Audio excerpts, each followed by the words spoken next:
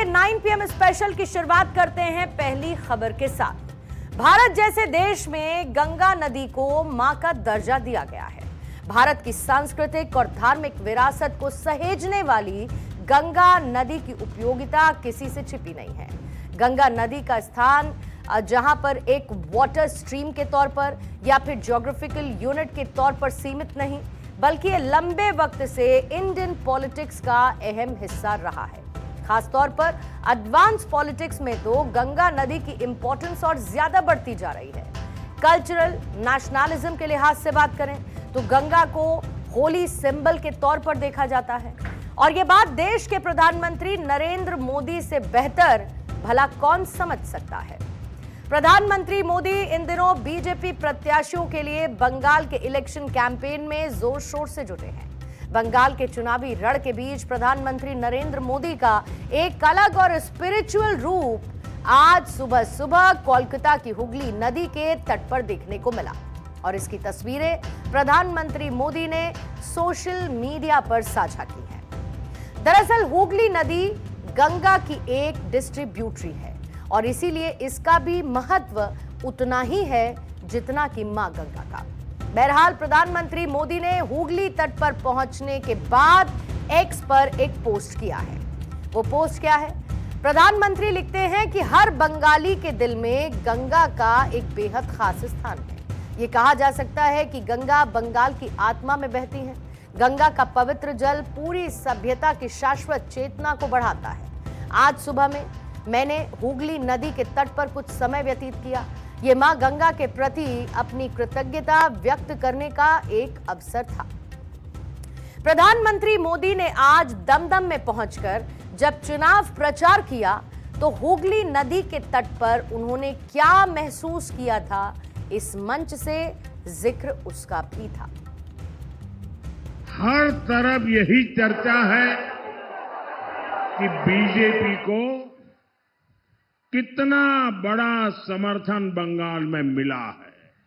आज बंगाल के टैक्सी वालों से लेकर रिक्शा चलाने वाले तक भय मुक्त होकर बीजेपी की सरकार के लिए समर्थन दे रहे हैं। आज नाव चलाने वाले हो या नाम कमाने वाले हो, हर कोई खुलेआम परिवर्तन के लिए भाजपा के भरोसे पर बंगाल का भाग्य बनाने के लिए तैयार है। दरअसल बंगाल की पॉलिटिक्स इन दिनों अपने सबसे क्रूशियल मोड़ पर खड़ी है, जहां पर हर एक रैली, हर एक नारा, हर तस्वीर चुनावी नतीजों की दिशा को तय करने की ताकत रखते हैं। और इसी सियासी उफान के बीच में प्रधानमंत्री मोदी का प्रचार में उतरकर पब्लिक से कनेक्ट होने के तरीके ने एक अलग ही माइलस्टोन सेट करने का काम किया। सभी राज्यों का सियासी रिवाज अलग होता है और इसीलिए प्रधानमंत्री मोदी का भी हर जगह अंदाज जुदा नजर आता है। प्रधानमंत्री मोदी ने लगातार 2 दिन तक बंगाल में रैली की और इसी कड़ी में वो जहां हुगली नदी के तट पर भी पहुंचे दमदम में। ये सिर्फ एक चुनावी पड़ाव नहीं था, बल्कि उनके इस ठहराव से एक सधा हुआ लॉन्ग टर्म पॉलिटिकल मैसेज भी था। दरअसल 29 अप्रैल को बंगाल में दूसरे चरण के लिए वोटिंग होनी है, लेकिन सेकेंड फेज की वोटिंग से पहले प्रधानमंत्री मोदी ने हुगली नदी के तट पर समय व्यतीत किया। कोलकाता के हुगली नदी गए और नौका विहार कर अपने कैमरे में कुछ तस्वीरों को कैप्चर किया। प्रधानमंत्री नरेंद्र मोदी ने नदी के तट पर समय बिताया और मां गंगा के प्रति अपनी श्रद्धा भी व्यक्त की। उन्होंने तट पर मौजूद नाविकों से सीधा संवाद किया, जैसा कि वो अमूमन करते भी हैं। सिर्फ नाविक नहीं, बल्कि आप याद करिए असम का चुनाव प्रचार, जब चाय के बागान में पहुंचे थे और वहां पर मौजूद महिला चाय श्रमिकों के साथ उन्होंने न सिर्फ मुलाकात की, बल्कि उनसे संवाद भी किया।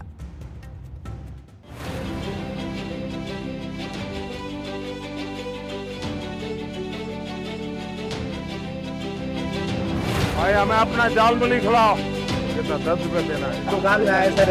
हाँ।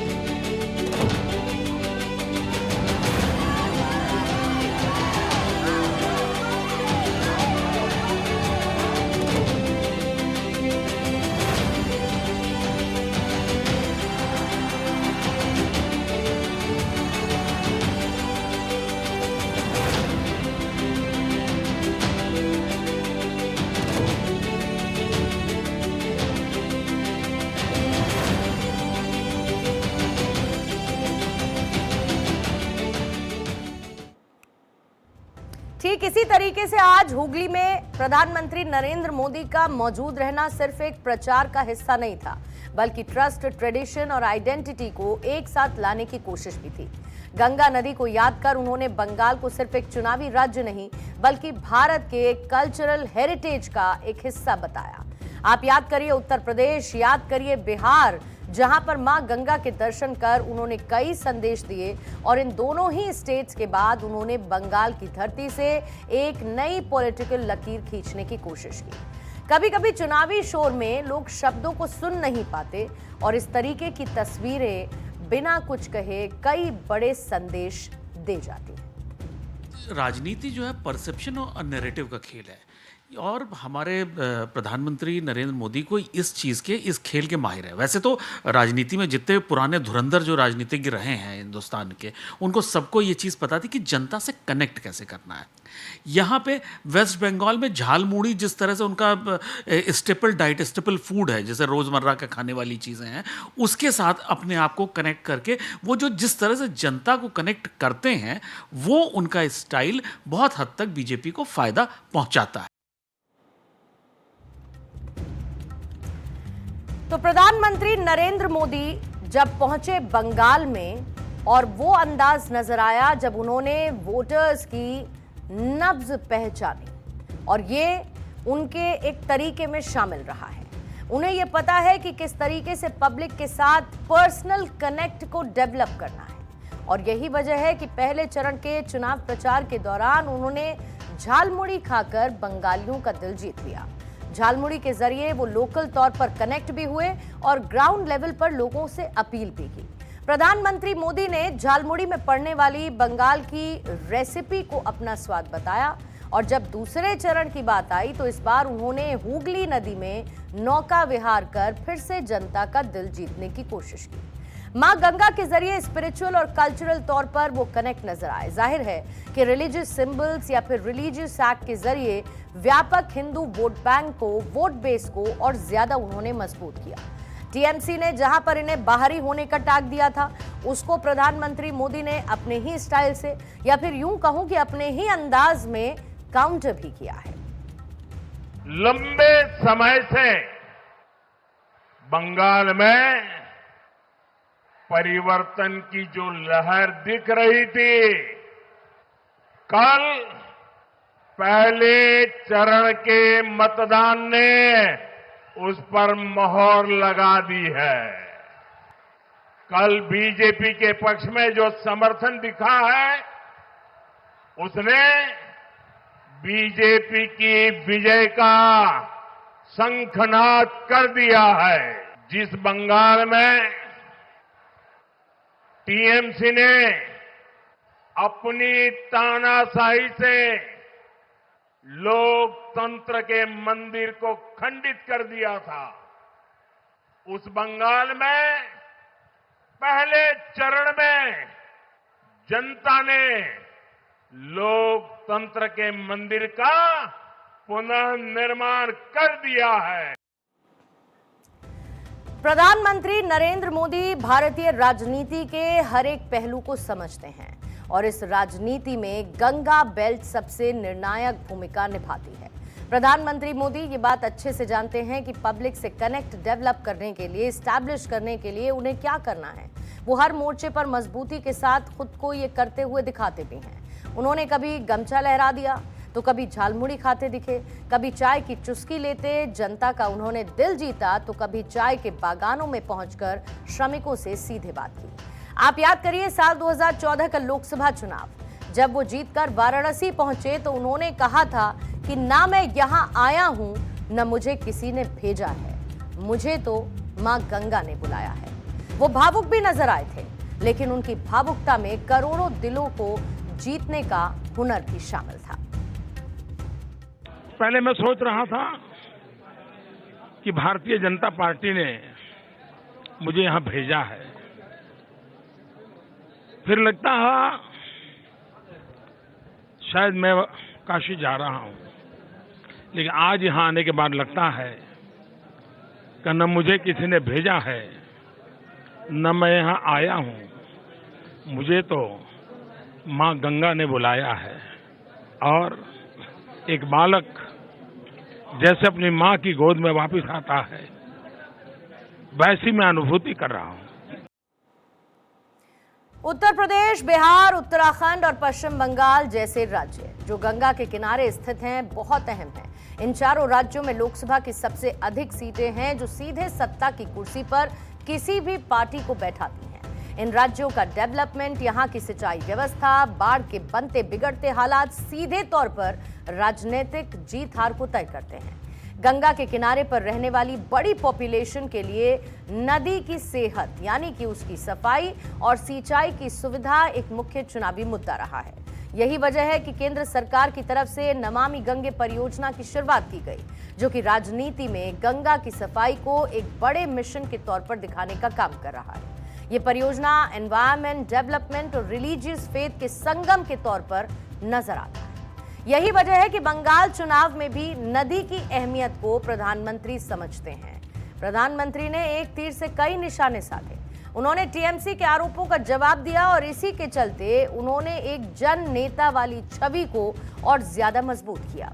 खैर, पहले चरण के चुनाव की बात करें तो वोटर्स का उत्साह चरम पर नजर आया। बंगाल में पहले चरण में बम्पर वोटिंग हुई, रिकॉर्ड तोड़ वोटिंग हुई, इतिहास की। पहले चरण में जहां 152 सीटों के लिए मतदान हुए, आंकड़े चौंकाने वाले नजर आए। पहले चरण में 92.88% वोटिंग हुई, जिसने पिछले चुनावों के तमाम रिकॉर्ड को ध्वस्त कर दिया। 2021 का जब विधानसभा चुनाव हुआ था तो यहां पर 83.17% मतदान हुआ था। हालांकि जो 92% मतदान है वो पहले चरण का है। कुल मिलाकर ये कहा जा सकता है कि आंकड़े चौंका रहे हों, लेकिन उतने ही चौंकाने वाले कदम या फिर सरप्राइजिंग चीजें प्रधानमंत्री मोदी चुनाव प्रचार के दौरान करते हैं। प्रधानमंत्री की शैली में पॉलिटिकल अग्रेशन भी दिखता है तो दूसरी तरफ कल्चरल जेंटलनेस भी नजर आती है। हुगली के तट पर नजर आया उनका काम और स्पिरिचुअल अंदाज। ये दिखाता है कि बीजेपी के लिए वोटर्स का एक वर्ग जो हार्ड पॉलिटिकल लैंग्वेज से बचता रहा, वो भी पार्टी से जुड़ सकता है। देखिए कि किस तरह से उनका गरीब आम जनता के साथ जुड़ाव है, किस तरह का कनेक्शन है। और मुझे लगता है इसी का परिणाम आज देखिए कि भारतीय जनता पार्टी है, 14 राज्यों से ज़्यादा वहाँ पे भारतीय जनता पार्टी के सीएम हैं। तो मुझे लगता है कि प्रधानमंत्री मोदी जी का जो स्टाइल हुआ वो बिल्कुल ही अनोखा है। स्टाइल वो सबसे अलग है। वो आम जनता को बहुत ही जल्दी कनेक्ट कर लेते हैं और आम जनता उनको सर पे बिठा लेती है। कहीं पे भी कोई भी क्षेत्रीय चुनाव हो, चाहे लोकसभा का, राज्यसभा, चाहे विधानसभा का चुनाव हो, हर एक चुनाव में आप देखिए कि भारतीय जनता पार्टी और प्रधानमंत्री मोदी जी जो है बाजी मार लेते हैं। तो देखिए, कहा यह जा सकता है कि प्रधानमंत्री मोदी का हुगली दौरा रणनीतिक तौर पर एक मास्टर स्ट्रोक साबित हो सकता है।